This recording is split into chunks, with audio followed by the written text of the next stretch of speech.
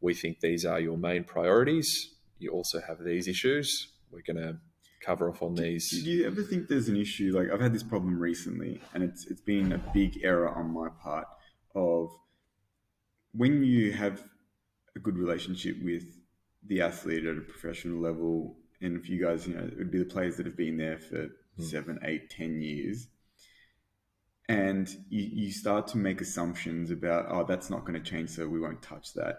Even though if you came to it, as I say, with a child's mind, and you came to it naive, you say you were the new clinician, you'd be like, that's actually something really important. Yeah.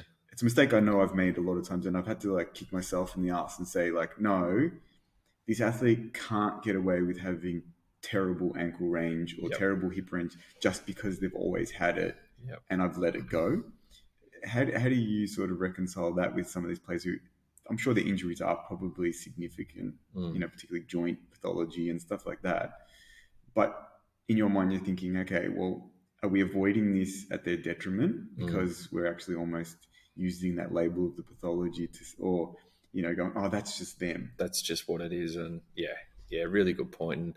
And I think that's a luxury of perhaps working in a team environment where, there's 2 other physios within our team. We have 3 S&C coaches. We have 2 doctors. And we devote time to discussing each case.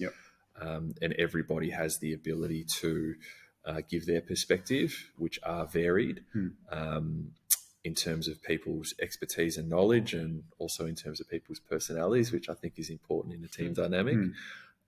So that's perhaps a nice part about working in a team, in that you can lean on others, you can utilize their expertise and perspectives.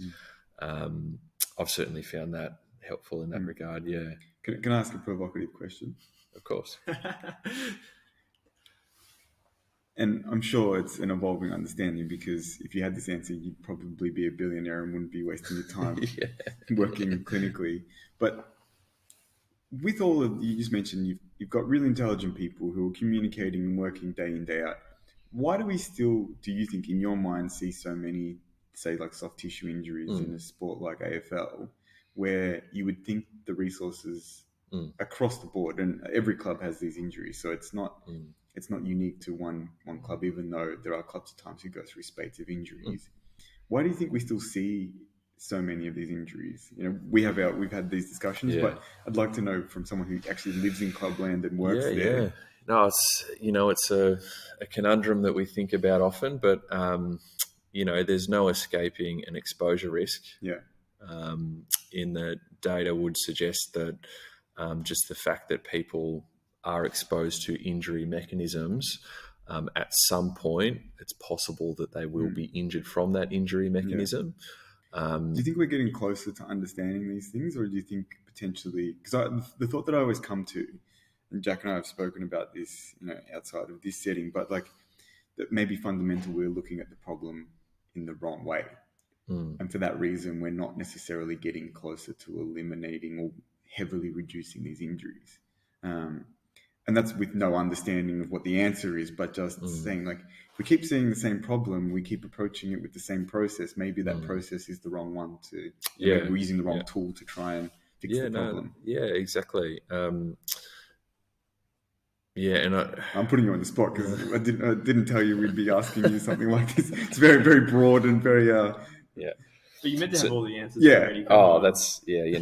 I've done my PhD in calf injuries, so that means we can never solve have every a calf injury ever again. That's what it means. I'm sure.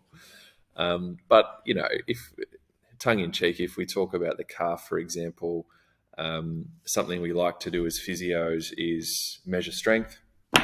And a key clinical message over the last few years is that, it can be helpful to have strong calves, and certain strength metrics are presented on, for example, being able to produce torques over 2 times your body weight and things like that, which is really nice. And for clinicians, and with our quantitative hat on, we can perhaps have safety in that. In that the athlete will be able to and be resilient to the high peak forces that they encounter when they run. Great, tick. But, you can have the strongest calves in the world, but then complete a running exposure that you're not prepared for, and you still strain your calf. Yep. And there's no escaping that. Yep. And the AFL is perhaps a unique sport in that, say in the first quarter a player gets injured, and the rotations go out the window, and certain players end up completing a workload that they're not prepared for. In the heat of battle, that's unavoidable, and that's an unavoidable risk. And 8 times out of 10, everyone's fine. But then you can pick up injuries